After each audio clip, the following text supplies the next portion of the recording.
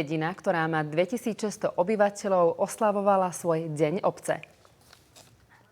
Program Dňa obce bol zaujímavý už od rána. Ako prvý predviedli spoluobčanom svoju zručnosť hasiči. 70 dobrovoľníkov si zasúťažilo v požiarnom útoku. Bez nich by sme nemohli fungovať. Aj teraz sme zakúpili nové hadice, pracovnú obuv, oblečenie zásahové. Kulinársky fajnšmekri oslavovali Deň obce tradične, a to prípravou kotlikového gulášu.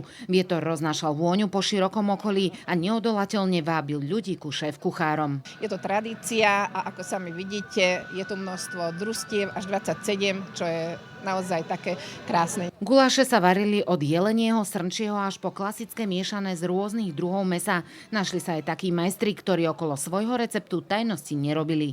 Tajomstvo tohto gulášu tkvie práve v zaujímavých ingredienciách.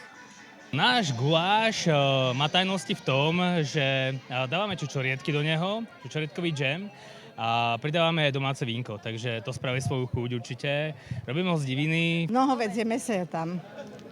Len hovädzie meso, áno. No a potom tie ingrediencie. No a uvidíme potom, že čo bude ešte z toho. Či niečo budeme mať, alebo nebudeme mať, nevieme.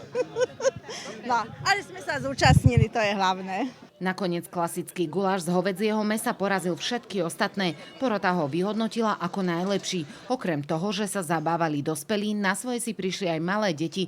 Čakalo ich mnoho atrakcií, ako nafukovací hrad, maľovanie na tvár či jazda na koni. Timea Cimermanová, RTVS.